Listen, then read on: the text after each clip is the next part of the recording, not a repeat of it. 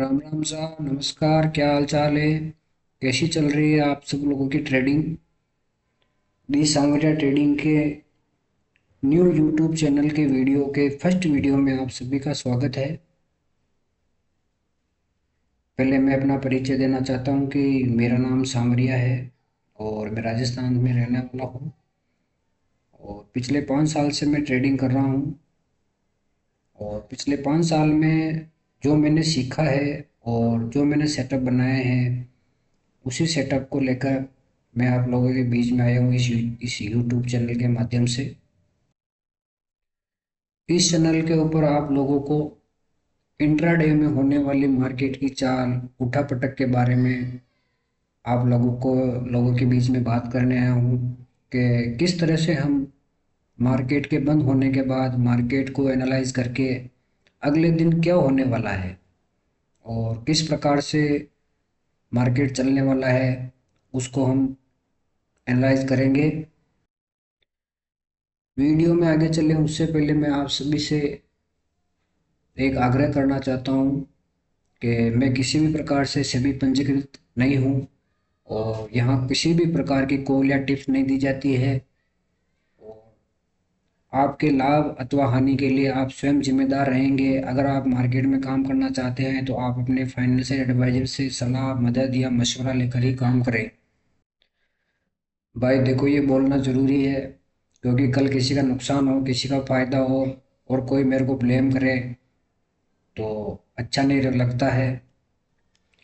ये वीडियो केवल और केवल एजुकेशन पर्पज़ के लिए है। मैं इसमें अपनी केवल राय रखना चाहता हूँ। काम करना या ना करना आपकी मर्जी है। वीडियो पे बात कर रहे हैं उससे पहले मैं आप यहाँ पे कुछ पॉइंट नोट किए हैं, उस पे आपका ध्यान देना चाहता हूँ कि हम हमारे सेटअप के अंदर किसी भी प्रकार का इंडिकेटर नहीं लगाएंगे। जैसे आप लोग लगाते हो RSI, मूविंग एवरेज, EMA और super trend, Bollinger band, MACD, volume, ना जाने कौन कौन से इंडिकेटर लगाते हो। ये सब आप दे सकते हो और भी इसके अलावा बहुत सारे इंडिकेटर हैं आप लगाते हो। अगर आपका उस पर सेटअप पक्का है तो आप काम कर रहे हो तो बहुत बढ़िया बात है। और हम किसी भी प्रकार की ट्रेड लाइन भी नहीं लगाने वाले हैं, ना किसी प्रकार का चार्ट पैटर्न, जैसे कि box pattern, triangle pattern, shoulder pattern, head and shoulder pattern. और एक चीज़ और मैं बता देना चाहता हूँ कि मैं यूट्यूब पे पहला वीडियो बना रहा हूँ। अगर इसमें किसी प्रकार की गलती हो या मेरे शब्दों के अंदर किसी भी प्रकार से चूक हो जाए तो आपका छोटा भाई समझ के मुझे माफ़ करिएगा। और चलिए हम बात करते हैं वीडियो के ऊपर। तो हम इस पे बात क्या करेंगे? देखिए, सबसे पहला है, अगर आपको प्रॉफिटेबल ट्रेडर बनना है तो पहली चीज़ आप ये नोटिस कर लीजिए कि आप अपने चार्ट को जितना हो सके बिल्कुल सिंपल रखिए। जितना आप सिंपल रखोगे उतना आपका माइंड फ्रेश रहेगा। वरना आप किसी इंडिकेटर के, किसी पैटर्न के, किसी ट्रेंड लाइन के चक्कर में पड़ोगे तो उसमें तो आपका भला होने वाला नहीं, और हो रहा है तो बहुत बढ़िया बात है। हम बात करेंगे सिंपल तरीके से। हम लगाएंगे पहला ओनली सिंपल। दूसरा, हम FI और DI के लेवल लगाएंगे। मेरे लेवल नहीं लगा रहा हूँ भैया, मैं FI और DI के लेवल लगाऊंगा।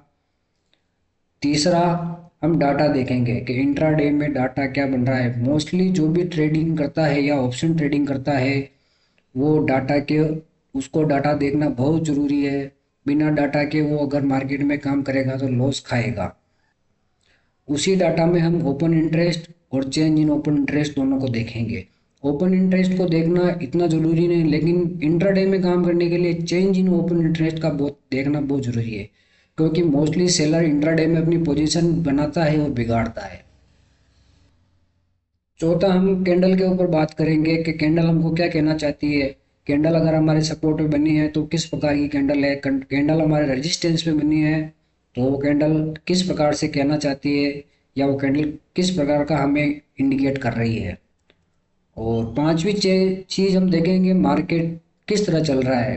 भाई मार्केट का ट्रेंड भी देखना पड़ेगा, मार्केट पॉजिटिव है, नेगेटिव है या साइडवेज है। अगर पॉजिटिव है तो किस प्रकार से पॉजिटिव है, साइडवेज टू पॉजिटिव है, या बाइंग बाइंग में जा रहा है तो अच्छा जा रहा है, या फिर साइडवेज है, और या फिर अगर गिर रहा है मार्केट नेगेटिव है तो किस प्रकार से नेगेटिव है, स्ट्रॉन्ग नेगेटिव है या फिर लिविल लिविल मतलब धीरे धीरे गिर रहा है। और ये जो सेक्शन आप देख रहे हो, how to manage position, entry, exit, stop loss, manage position, how catch big profit, और ग्रीक्स, ऑप्शन चेन, हेजिंग, और कुछ मोस्टली कैंडल होती है जिनके बारे में पता होना चाहिए। भाई मार्केट में काम कर रहे हैं तो थोड़ा बहुत कैंडल का नॉलेज भी होना चाहिए, लेकिन ये बात नहीं है कि सारी कैंडल का नॉलेज है। कुछ कैंडल है जो हमें देखनी चाहिए कि भाई वो कैंडल क्या कहना चाहती है। इन दोनों पॉइंट के ऊपर आने वाले समय में आपको एक वीडियो मिल जाएगा, आप उसको भी देख लीजिएगा, क्योंकि अगर इसी वीडियो में इन इन चीज़ों को अगर मैं बताना चाहूँ तो वीडियो काफ़ी लंबा हो जाएगा, और इससे अच्छा है कि एक वीडियो और बना दिया जाए। और इसी वीडियो में आपको इंडेक्स के अंदर तो लेवल मिलेंगे ही मिलेंगे, लेकिन आपको प्रीमियम के ऊपर भी लेवल मिलेंगे कि प्रीमियम किस प्रकार से काम करता है। भाई जो मार्केट में इंट्राडे में ऑप्शन बाइंग या सेलिंग करता है वो प्रीमियम पे ही काम करता है, इसलिए प्रीमियम को देखना भी बहुत ज़रूरी है। शायद ये फर्स्ट वीडियो होगा यूट्यूब के ऊपर जो प्रीमियम के ऊपर बात करेगा, या प्रीमियम को देखने किस प्रकार हम देख सकते हैं, प्रीमियम में किस प्रकार सपोर्ट और रेजिस्टेंस निकाल सकते हैं। ते हैं अपने चार्ट के ऊपर। सबसे पहले हम आज निफ्टी ने किस प्रकार से मूवमेंट की उसके बारे में बात कर लेते हैं। निफ्टी ने आज ओपनिंग दी है 25,780 के ऊपर ओपनिंग दी, और वहीं से निफ्टी धड़ाम होके 25,580 लगभग 165 पॉइंट नीचे आके बंद हो गई है। अब आप जो ये लेवल देख रहे हो नीचे निफ्टी का, ये निफ्टी का सपोर्ट है 25,580। अगर माफ कीजिएगा कल 5 तारीख है, और आप सभी को गुरु नानक देव जयंती की बहुत बहुत हार्दिक शुभकामनाएं, और ईश्वर आपकी सभी मनोकामनाएं पूर्ण करे। तो 6 नवंबर गुरुवार को मार्केट किस प्रकार चल सकता है हम उसी पे बात करने वाले हैं। तो निफ्टी में आपका पहला सपोर्ट रहेगा 25,574 का, 25,574 का। अगर निफ्टी इसके नीचे 15 मिनट टिक जाती है तो फिर आपको फर्स्ट टारगेट रहेगा 25,505। अब ये साइकोलॉजिकल नंबर है, क्या 6 नवंबर को निफ्टी इस लेवल को तोड़ती है। अगर निफ्टी इसको तोड़ देती है तो 25,474 इसका सेकंड टारगेट रहेगा, और थर्ड टारगेट रहेगा इसका 25,330 के लगभग। तो आप अपने चार्ट के ऊपर इन लेवल को लगा के रखें। 6 तारीख को अगर मार्केट इन लेवल पे काम करता है तो कमेंट बॉक्स में ज़रूर बताएं। और ऊपर हम देखें तो काफ़ी रेजिस्टेंस बन चुके हैं। पहला रेजिस्टेंस है 25,690,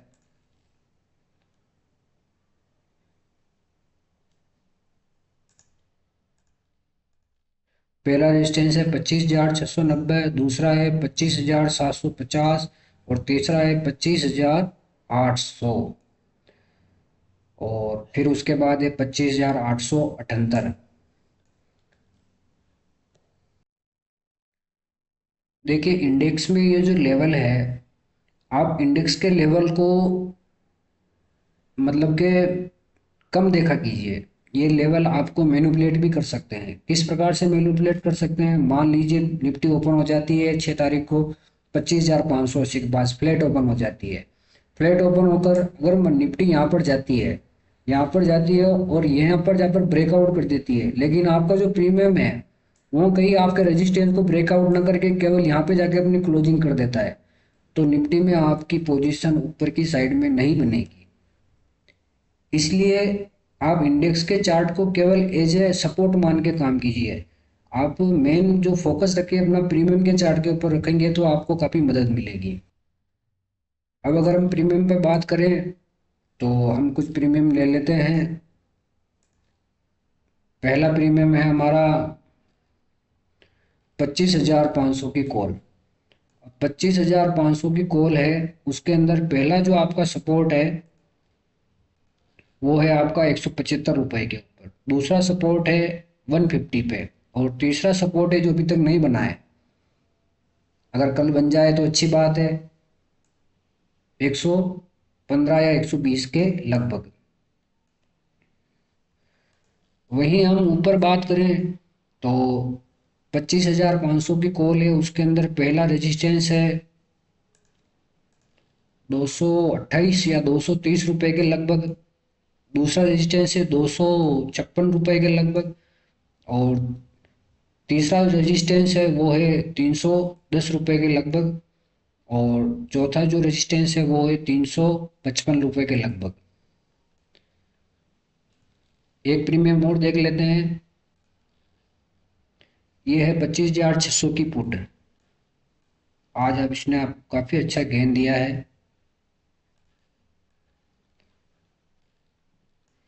इसके ऊपर बात करें तो इसका पहला सपोर्ट है 101 रुपये के ऊपर। दूसरा सपोर्ट है 75 रुपीज़ के पास। और तीसरे सपोर्ट की बात करें तो इसका तीसरा सपोर्ट निकल के आता है 45 रुपये के पास पास। 45 से 50 के बीच में एक जोन मान लीजिए। और इसके अंदर रेजिस्टेंस पहला है 136 रुपये, दूसरा है 175 रुपये और तीसरा है 211 रुपये।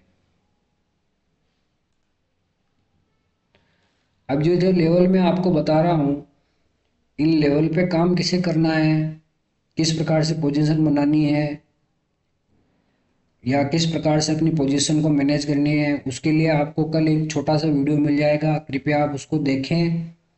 फिर आप इन जो प्रीमियम के ऊपर जो लेवल लगे हुए हैं उनको ऑब्जर्व करने की कोशिश करें कि क्या वास्तव में ये लेवल काम करते हैं।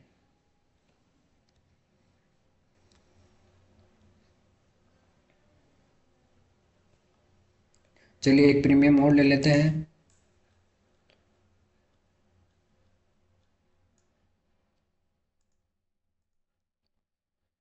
ये चार्ट है 25,650 की कॉल का। और इसके अंदर पहला रेजिस्टेंस है आपका, रेजिस्टेंस तो क्या है, ये आप मान के चलिए एक फ्लैट ओपनिंग होती है तो ठीक है, वरना रेजिस्टेंस भी बन सकता है और ये सपोर्ट भी बन सकता है। लेकिन इसके अंदर जो पहला रेजिस्टेंस रहेगा वो है आपके 190 का। दूसरा है 245 का। और तीसरा है 280 का। और इसके अंदर अगर सपोर्ट की बात की जाए तो सपोर्ट, पहला सपोर्ट इसका निकल रहा है 120 का। दूसरा सपोर्ट है, ये एक जोन है 108 और 120 के बीच में। और लास्ट सपोर्ट है इसका 68, 70 रुपये मान लीजिए इसको। इसी प्रकार हम सेंसेक्स का भी दो प्रीमियम ले लेते हैं।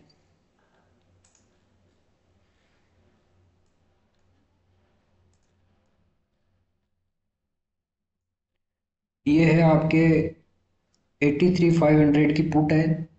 और इसके अंदर जो पहला सपोर्ट है वो है 200 रुपये का। 200 रुपये मान लीजिए, 205 रुपये, 210 और 200 के बीच में। और दूसरा सपोर्ट है 162। तीसरा सपोर्ट है 136। और चौथा सपोर्ट है इसका 95। अगर मार्केट और गिरता है, मैं वैसे मार्केट में पीसीआर काफ़ी और शॉर्ट कंडीशन में आ चुका है, तो मार्केट को अब और गिरना तो नहीं चाहिए, क्योंकि निफ्टी ने अपने सपोर्ट पे भी क्लोजिंग दी है और 500 का राउंड लेवल भी है, साइकोलॉजिकल नंबर भी है। तो निफ्टी उसको तोड़ दे एक दिन में तो मुश्किल है, लेकिन फिर भी इंट्राडे में कुछ भी हो सकता है। और चौथा सपोर्ट है इसके अंदर 95 का। और ऊपर बात करें तो इसका पहला रेजिस्टेंस रहेगा 300 रुपये का। दूसरा 350 से 380 रुपये के बीच में इसका दूसरा रेजिस्टेंस रहेगा। चौथा इसका रेजिस्टेंस रहेगा 480 रुपये में। आप इसको दूसरा ही मानिए, इस जोन मान लीजिए, ये तीसरा हो सकता है। एक प्रीमियम मोड ले लेते हैं हम। ये है 83,500 की कॉल। अब ये देखिए, इसके अंदर मैंने लेवल निकाले हैं, आगे कोई लेवल बचा नहीं है। इसका पहला सपोर्ट था 260 270 का, जिसके नीचे इसने क्लोजिंग कर दी है। तो 6 तारीख को अगर ये प्रीमियम 125 रुपये के पास कहीं मिल जाता है तो बढ़िया बात है, और इसको भी तोड़ देता है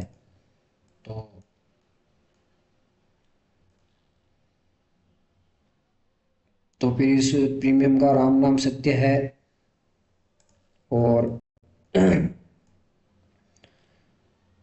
रेजिस्टेंस की बात करें तो इसका पहला रेजिस्टेंस रहेगा 460, दूसरा रहेगा 630 और तीसरा रहेगा इसका 780।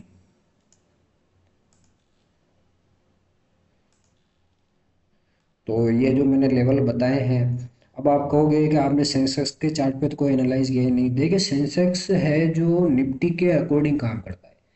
अगर आपकी निफ्टी बाइंग में है तो आपका सेंसेक्स भी बाइंग में रहेगा। आपकी निफ्टी अगर नेगेटिव है तो आपका सेंसेक्स भी नेगेटिव रहेगा।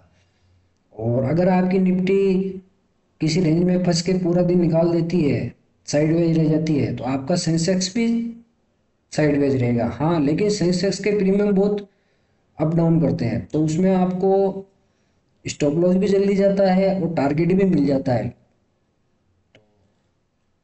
आप सेंसेक्स से अंदर काम कर रहे हैं तो आप निफ्टी के चार्ट को देखकर भी काम कर सकते हैं। अगर आपको लगता है कि अगर सेंसेक्स का चार्ट का भी अगर हम एनालाइज कर लें तो अगले वीडियो में उसका भी कर लेंगे।